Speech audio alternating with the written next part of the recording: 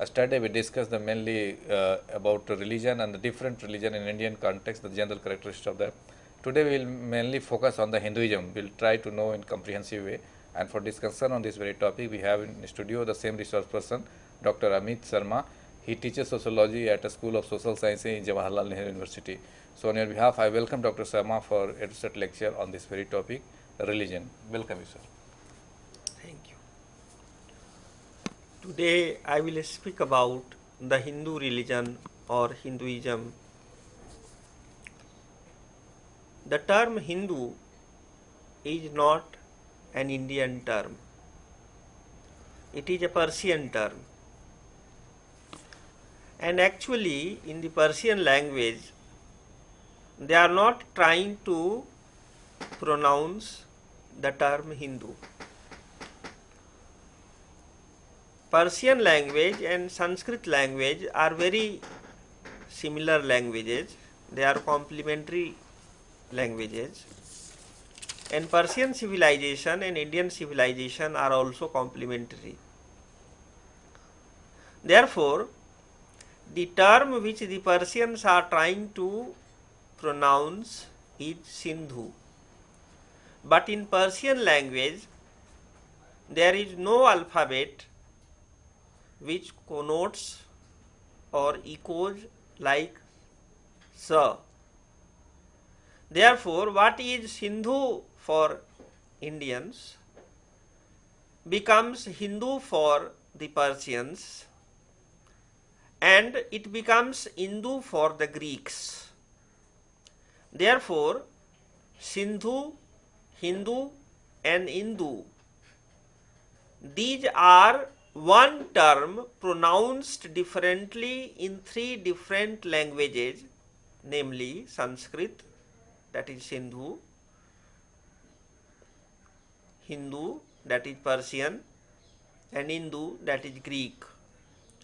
From Hindu it became Indus, and from Indus it became Indian in English. Therefore, the term Hindu is a geocultural concept. It is not a religious concept. When the Persians referred to the term Hindu, they were referring to a geocultural concept. They were trying to say that we are referring to the culture of those who live on the bank of Sindhu. Now the term Sindhu in Sanskrit has two meanings. One is the river Sindhu or Indus, and second is ocean. Sindhu also means ocean, the Indian Ocean, the Hind Mahasagar. Therefore, in the original conceptualization, the term Hindu is a geocultural concept, it is a cultural concept, it is a civilizational concept. But what was the religion of those who lived in India or Bharat? It was called Sanatan Dharma. Now what is Sanatan Dharma? Which has no beginning and which will have no end. Therefore, this is a perennial religion. This perennial religion was not found only in India. It was found in ancient Persia, ancient Babylonia, ancient Mesopotamia, ancient Maya and Inca, ancient Egypt, ancient Greece and ancient Rome. Usually outside India, these religions are conceptualized today as pagan religions or religions which existed prior to the Semitic religions. Yesterday we have seen that Semitic religions are three religions: Judaism, Christianity and Islam. Therefore, pagan religions are those religions which were found all over the world before these Semitic religions. Now, when the Europeans came to India to study it as a civilization, they called Sanatan Dharma the Vedic religion, because Rig Veda is the first book written in India, and today it is accepted by almost every important scholars of religion that Vedas are the first book of the world. There is no book which dates prior to the Rig Veda. Vedas are four: Rig Veda, Yajur Veda, Sam Veda and Atharva Vedas. These four Vedas are complementary to each other. Now, Vedas are called Shruti. Shruti is something which is heard. Therefore, Vedas were not written books in the beginning. The Quran, the Bible, both the New Testament and the Old Testament are written books. They are finite books. But Vedas are not finite books, not written books. These are Shrutis. And these are Paramparik. The term Parampara in Sanskrit is usually translated as tradition in English language. Many scholars, including Anand Kentis Kumar Swami, Marco Pallis, Rene Gueno, Count Kesserling, and many others have opined that the term parampara and the term tradition, these are not one and the same thing. As we have seen yesterday, the term religion and the term dharma are not one and the same. Tradition is something which is associated with trade. Tradition is something which is understood as a sum total of cultural values which is handed down from one generation to the other generation. But parampara is something else. In Sanskrit, the vak, that is language, is divided into four parts. One is para, the other is pashyanti, the third is madhyama, the fourth is Vaikhari. The Vaikhari language or the Vaikhari vak is the one which is spoken. Therefore, what I am speaking to you is Vaikhari. What is Madhyama? Madhyama is not spoken, but it is symbolically expressed. Therefore, poetry is Madhyama, myth is Madhyama, dream is Madhyama. Then there is Pashyanti. Now Pashyanti is also not spoken like Madhyama, but there is a difference. The difference is that Madhyama is neither prose nor poetry. It is mantras. Now what is mantra? Mantra can be roughly conceptualized as formula. of what? Formula of communication. Mantras are formulas to communicate with the divine powers.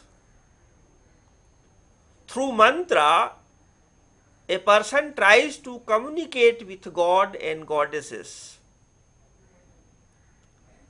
Therefore, Vedas are written in Pashyanti language.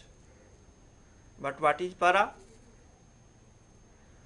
Para cannot be communicated to the other very easily.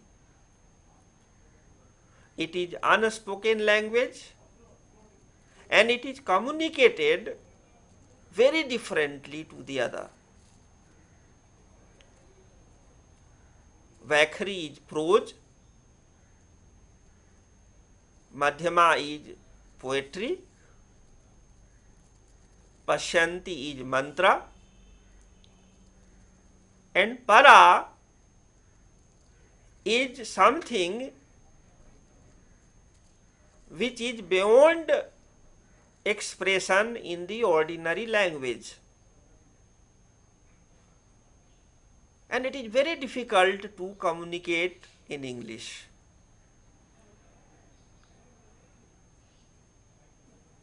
The only term which the English language had is intuition or telepathic communication. What is telepathy? There are two persons sitting in two different places and there is no medium of communication. One thinks and the other understands without any medium. It is called telepathy. Two persons have similar ideas at the same time without communicating to each other. Now parampara is rooted in para vak or para language. It is something like the term paradigm in natural sciences. You must have heard that in sciences there are paradigms. For example, Newtonian paradigm, Copernicus and Newton and Einstein. These three important people have produced paradigm shift in the language of physics. In the same way, para is paradigmatic. It is something which makes communication possible. It is beyond the reach of the ordinary language, but it is something which makes communication possible somehow. And what is that somehow? That is called parampara. Parampara links people of one civilization to each other at all three levels: conscious, subconscious and unconscious. Therefore, Sanatan Dharma in India and the pagan religions elsewhere, they were very different to each other. I will give one example. You must have heard that in Egypt, in ancient Egypt, there were and there are pyramids. Pyramids are architectural monuments of very unique variety. But scholars of Egyptian civilization have not been able to understand what are the sources of these architectural monuments. In Egyptian civilization, there is no clue how these monuments were made.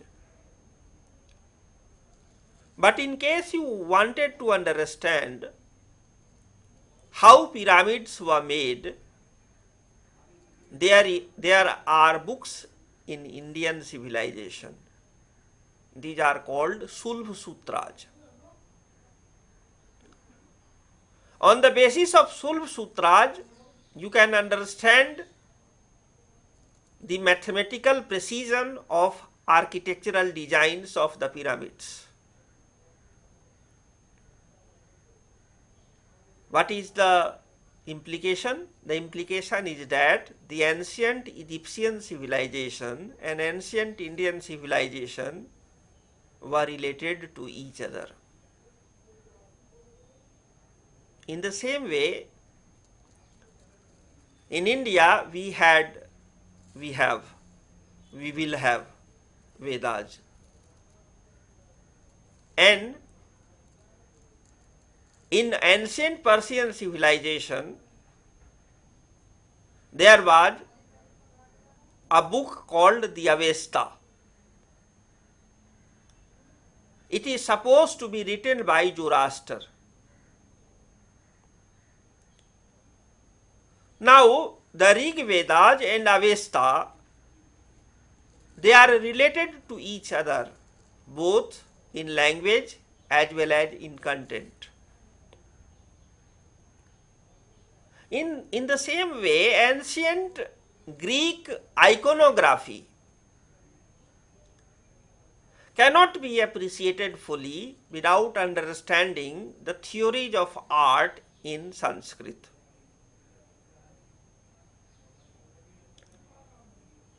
In the same way, ancient Romans used to worship the sun god on 25th of December before the Romans became Christian in 4th century AD.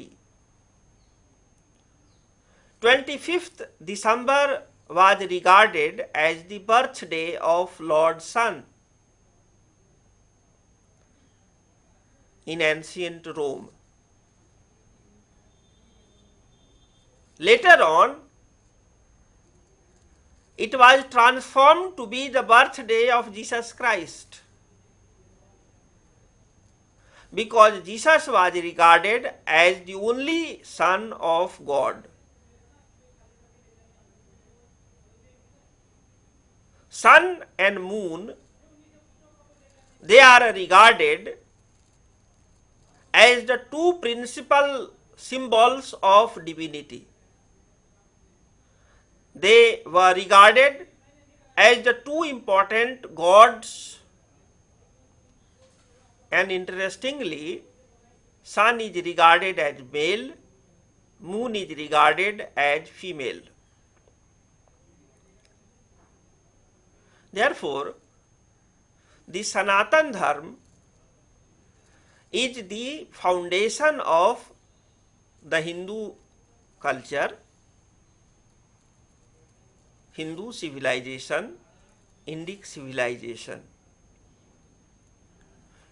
Today we will discuss some of the important features of this Sanatan Dharma or Hinduism or Hindu religion. The first principle of Sanatan Dharma is that there are two important principles about the creation. One is considered as Agni or fire, and the representative of Agni or fire is sun god. The other is water or pani or som, and the symbolic representation of som is moon god or moon goddess. When sun and moon are synthesized together, there emerges a god who is known as Shiva. Shiva is Ardhanarishwar. We have seen yesterday. Shiva is a combination of sun and moon. Shiva is a combination of fire and water. You must have seen that in Shiva temples, water is poured over the god Shiva. You also must have noted that those who worship Lord Sun pour water to the sun god. Why? Because of a secret which is communicated from one generation to the other generation. And what is that secret? That wherever Lord Shiva is worshipped, that area is prone to flood. I am giving you some examples. Lord Shiva is worshipped in Nepal, and in the rainy seasons, Nepal is flooded. Lord Shiva is worshipped in eastern UP, the center of which is Varanasi, Kashi, and eastern UP is flooded. Lord Shiva is worshipped in undivided Bihar. At Devghar there is Vaidyanath. At Kathmandu there is Pashupatinath. At Varanasi there is Vishwanath.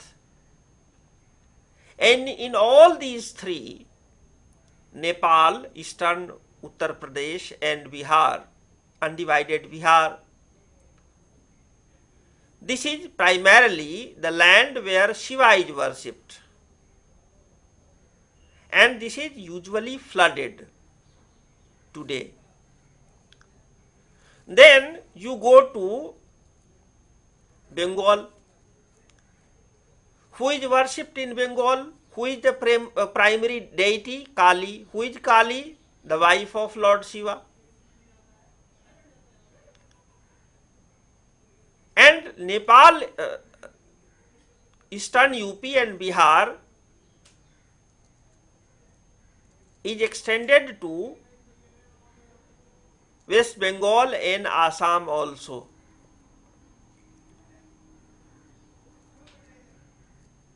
West Bengal is also flooded. The same is true of Assam, undivided Assam, the northeast.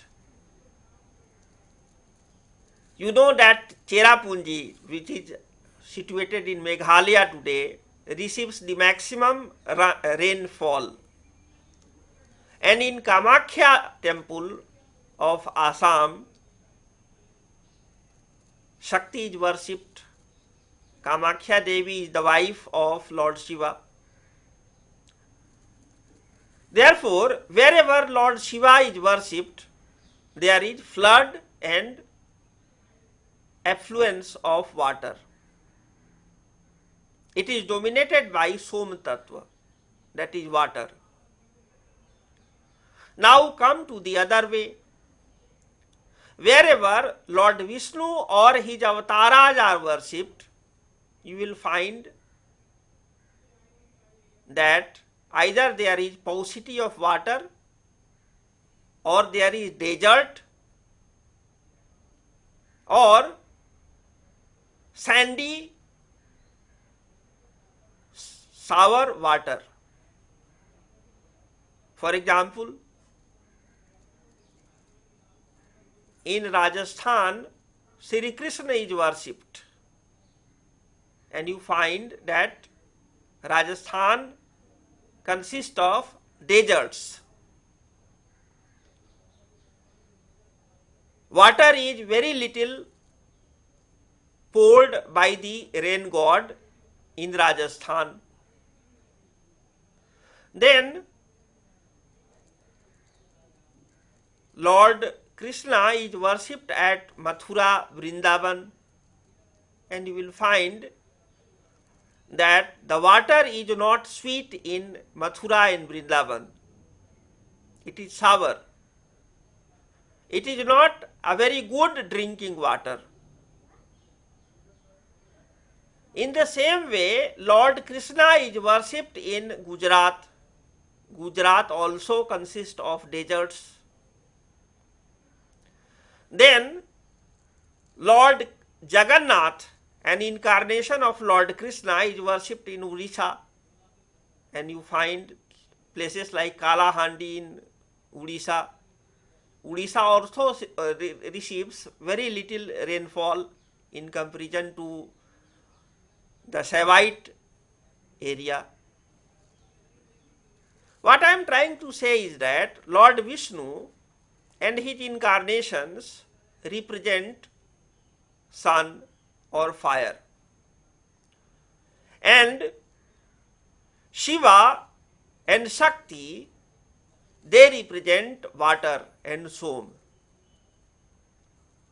Som and Agni, Agni and Som, these are the two principles of the Vedas. There are two important kulas of rishis. One is called Bhrigu Kula or Bhrigu Parampara, and the other is called Angira Parampara. Rishi Angira is the primary rishi of Agni Vidya, and Rishi Bhrigu is the primary rishi of the Soma Vidya or Sanjeevani Vidya.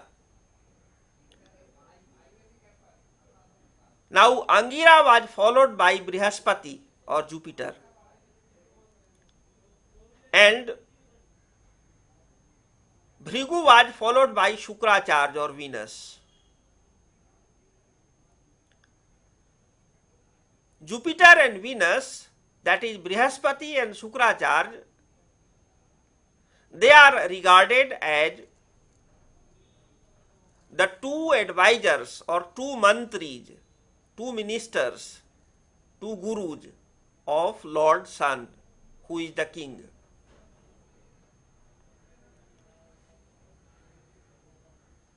Now, what is the Agni Vidya? Agni Vidya is the Hindu physics. What is the Soma Vidya? Soma Vidya is the Hindu biology. What is common to physics and biology? Chemistry. And even today, chemistry is divided into two parts: the physical chemistry and the organic chemistry. The physical chemistry is like physics, and organic chemistry is like biology. At least they are linked. And in all ancient civilizations, there was a vidya or knowledge called alchemy. The modern world does not know much about alchemy or alchemistry. What I wanted to stress is that the Vedic religion is not religion like Christianity, Islam or Judaism. Vedic religion is like modern science. It is based on formulas. It is based on mathematical formulas and logical formulas. It is based on reasoning. This is based on science. And you will be surprised to know that the most sacred Vedas are regarded as avidya.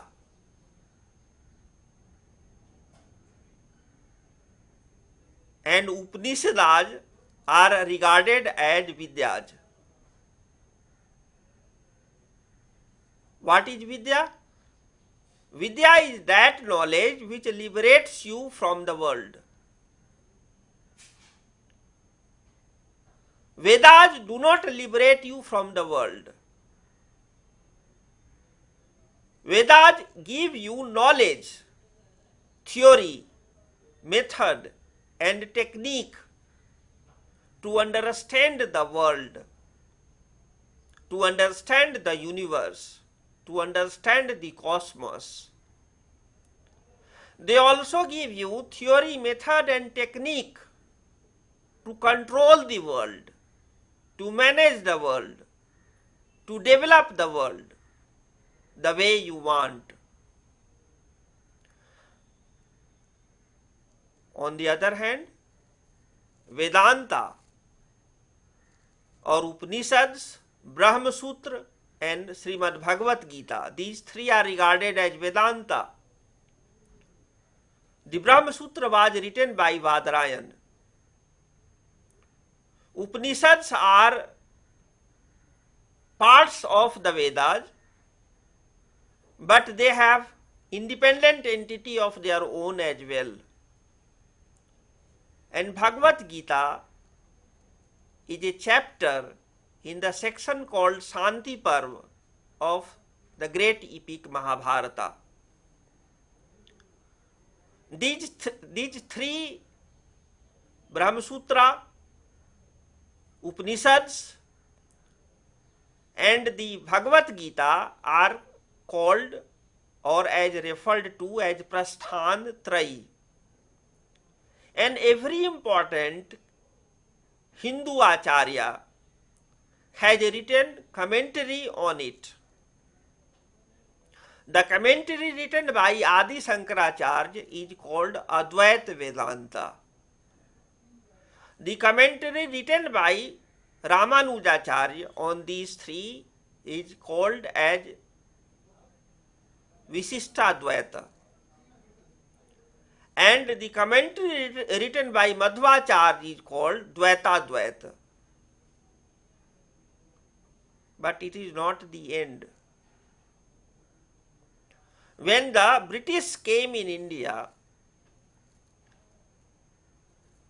they reduced Prasthantrayi to one.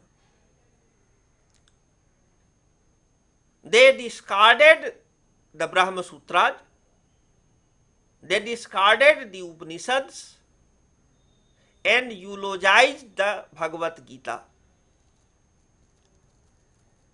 They said that as the Christians have the Bible and the Muslims have the Quran, in the same way Hindus have the Bhagavad Gita. Some English educated scholars of India became fascinated by it, and they wrote commentary on the Bhagavad Gita. For example, Bal Gangadhar Tilak or Tilak Maharaj wrote Gita Rahasya. Mahatma Gandhi wrote his commentary on Gita. It is translated into English as the Gospel of Work. In the same way, Sri Aurobindo wrote his commentary on Bhagavad Gita. Osho Rajneesh has also written his commentary on Bhagavad Gita. And Swami Adgalanand who is alive today, has written Yatharth Gita. Swami Chinmayananda also wrote his commentary on Bhagavad Gita. But I teach sociology of religion.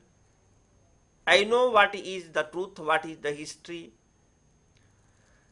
I think it is a wrong way of conceptualizing Sanatan Dharma. Hindus do not have a book of their own. Even B.R. Ambedkar knew it. When it was asked why B.R. Ambedkar converted to Buddhism and not to Christianity or Islam, he said, had I converted to Christianity or Islam, my followers would have been divorced from the culture of their forefathers. I am against the Hindu religion, but I am not against the Hindu culture. Therefore, I changed my religion, but I have not changed my culture. In the same way,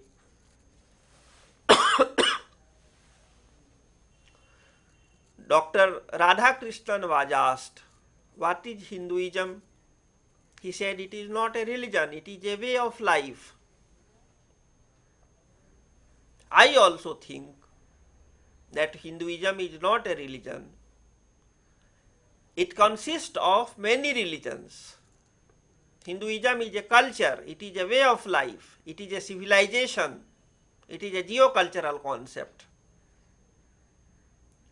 And the most ancient form, the most early form of Hinduism was called Sanatan Dharma.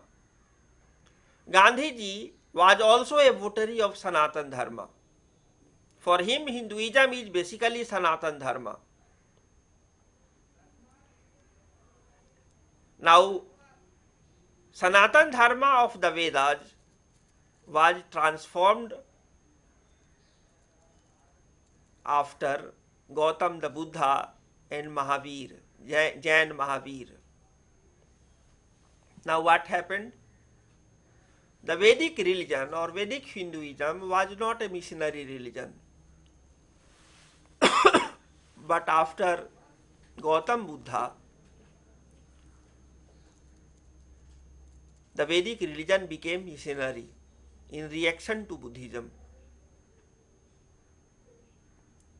Great transformation took place after Gautam the Buddha. Why? Unlike Mahavir, who was the 24th Tirthankara of the Jains, Jainism was founded by Rishabdev. Jainism is a very ancient religion of India. Mahavir was after Lord Krishna and before Lord Buddha. He codified the Jain Dharma or Jain religion. But Jainism could not develop Jain culture. They could not develop a Jain village. Rather, they maintained their identity within the Hindu culture, within the Hindu village, because culture requires different types of occupations. Lord Mahavir was born as a Kshatriya, but his followers became Vaisyas or traders, commercial people. All Jains usually follow commerce or Vanijya or Vyavasaya as their profession. No village can function only by one profession of traders. You need a different type of people to maintain the village. The same is true about the Buddhists. But Buddhism is not found only in India. Buddhism is found in other places as well. Buddhism was successful in developing a culture of its own, at least outside India. And even in India, there were many kings who converted to Buddhism. Therefore, Buddhism became the first missionary religion of India.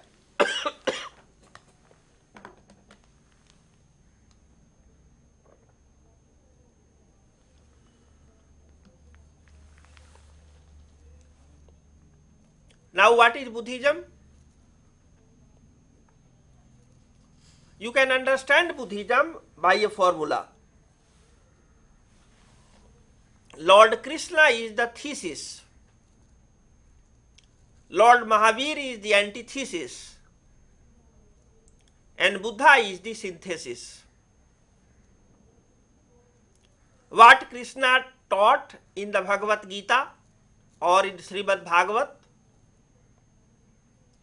that devotion to God or bhakti or complete surrender to God is the path of salvation. But what Mahavir taught? Purusarth or karma, determined karma or sankalpa is the way to salvation. And what Buddha taught? Knowledge or the middle path between Lord Krishna and Lord Mahavira is the path of salvation. Therefore, in Sanatana Dharma, there are three paths of salvation. One is called the Bhakti Marg or the path of devotion, propounded by Lord Krishna. One is called the Karma Marg or the path of action, propounded by Lord Mahavira. And third is Jnana Marg or the path of knowledge, propounded by Lord Buddha. But as you know, Lord Buddha said, I am not teaching something new. Rather, I am giving a new interpretation to the Sanatana Dharma.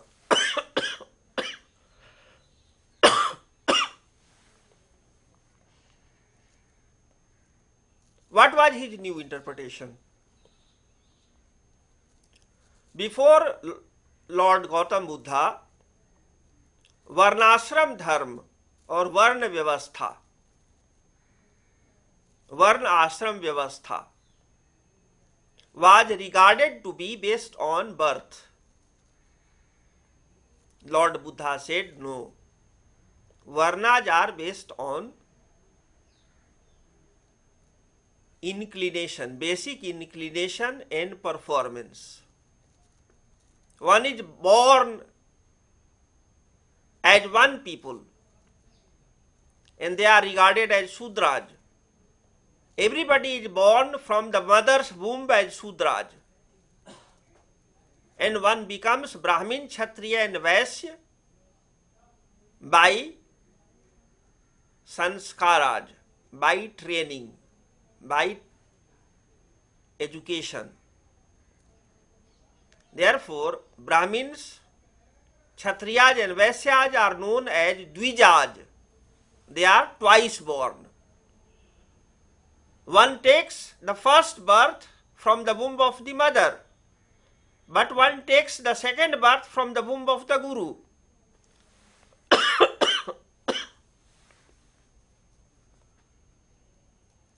Therefore, in Buddhism, Varna Vyavastha is based on non-biological factors. The children of a Brahmin father may not necessarily become Brahmin automatically. They will have to earn Brahminhood. One is a Brahmin only when he or she performs the Brahmin duty. In India, the right is less important than duty. Now, there has been a great debate about Varnashram Vyavastha in modern India as well. Mahatma Gandhi was against the caste system. He was against untouchability. But he was a great votary of Varnashram Dharma. He said Varnashram Dharma is relevant even today. Now, what is Varnashram Dharma? This is classification of the whole population into 4 parts. Brahmins, whose duty is to do research, do teaching, and do guidance and counseling to the kings or the political leaders and the common people. Who are the Kshatriyas? Those who safeguard the territorial integrity of the nation and who help maintain law and order in society. Who are the Vaishyas? Vaishyas are not only traders, they are also agricultural people. Therefore, those who sustain the economic needs of society are called Vaishyas. And who are the Sudras? The Sudras are the professional people. The carpenters are engineers. The lohars are, the blacksmiths are also engineers. The blacksmith or lohar is the mechanical engineer. The badhai or carpenter is the civil engineer. And kumhar is also an engineer.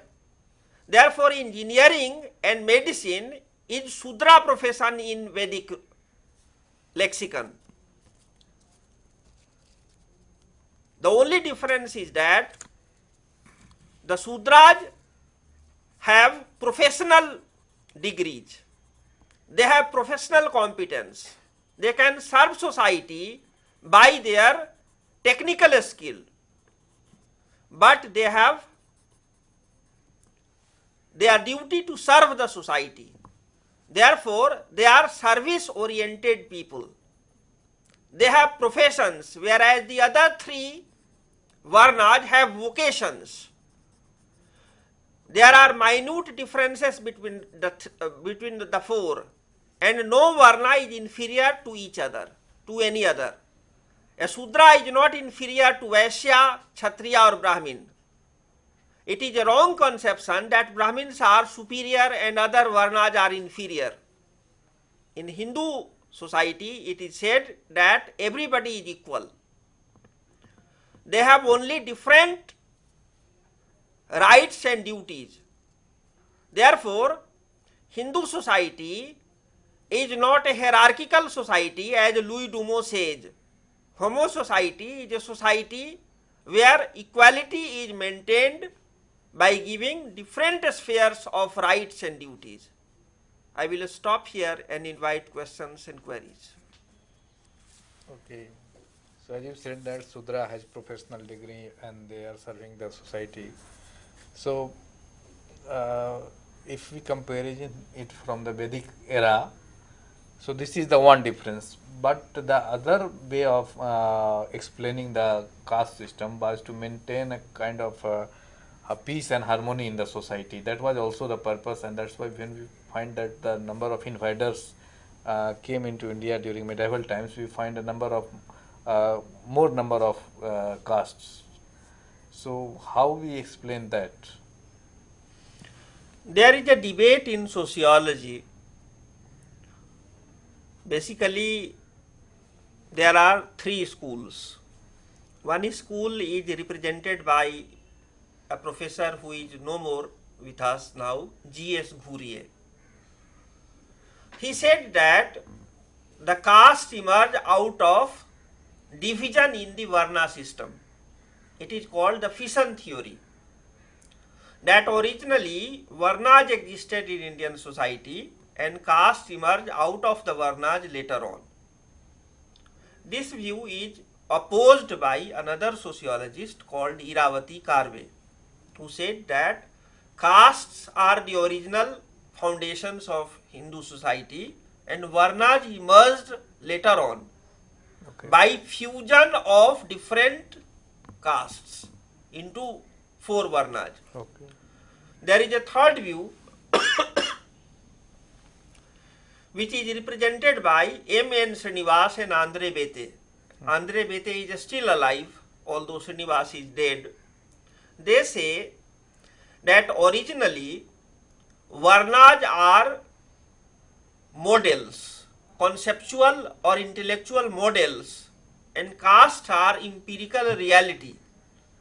Castes are found within the district. Caste is local phenomena. Varna are all India phenomena. Now my personal view is that the term caste, which is in India, in Indian languages called jati, is not found in any of the ancient texts. The term jati is not found in any of the ancient texts. The term jati is found only in grammar when they are referring to sangya, jati vachak sangya and vyakti vachak sangya. Therefore, I believe that the Vedic society was primarily a tribal society, and later on tribes converted into castes, and today castes are converting into class. Therefore, there has been historical transition in Indian society, but this is more related with culture, which I will deal later on. At the moment, my emphasis was on dharma or religion. From religious point of view, caste is less important than varna, because all the texts deal with varna and not with caste. Caste has been studied by sociologists. Varna has been studied by Indologists. Indologists are those who study India on the basis of scriptures, written text. Sociologists study Indian society on the ground, empirically. Therefore, caste is an aspect of Hindu culture. It is not an aspect of Hindu religion. Okay. So, my other question is, what has been our source of peace and harmony in the society, whether it's a religion or the caste? Somebody say, because as we find the caste struggle now, that was not so prevalent in the medieval India or the ancient India. So the differences we find also now in religion. So violence is now taking on the religion ground, caste ground, the race grounds, different sphere of the world. But in India, by and large, the society has been peaceful. So somebody say it's because of our Hindu religion that is more tolerant, teaches us to be tolerant and all that. Because of that, or the caste accommodated all the work, all the things in itself. That's why we are peaceful in comparison to the world.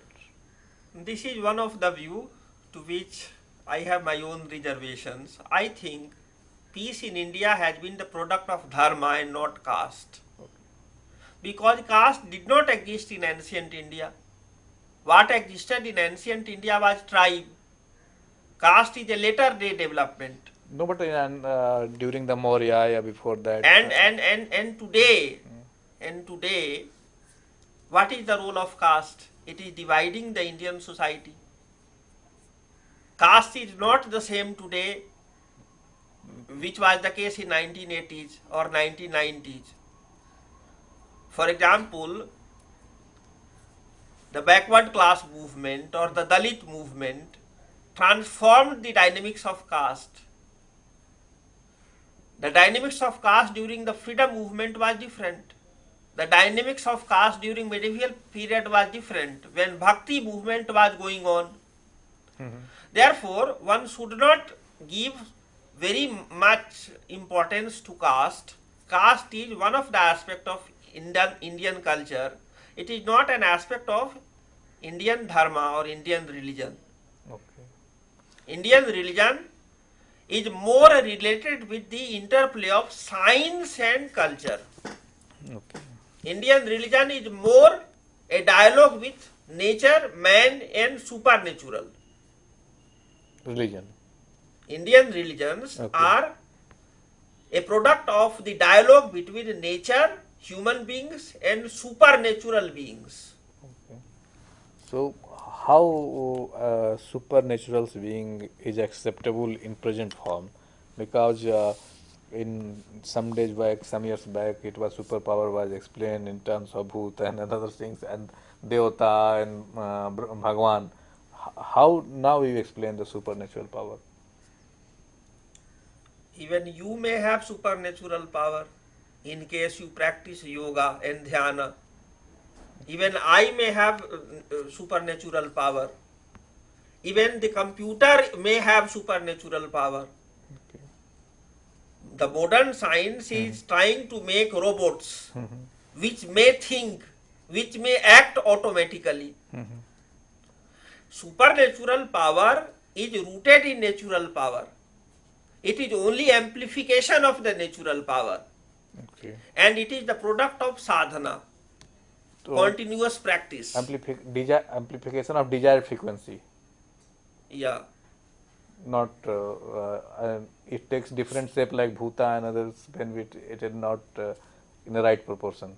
In India, the supernatural powers are rooted in natural laws, Okay. and the God Almighty is Nirguna Nirakar. It has different manifestations. It has different manifestations in different places, different times, and different situations. And there are methods to deal with it. It is unique about the Indian religions. Okay.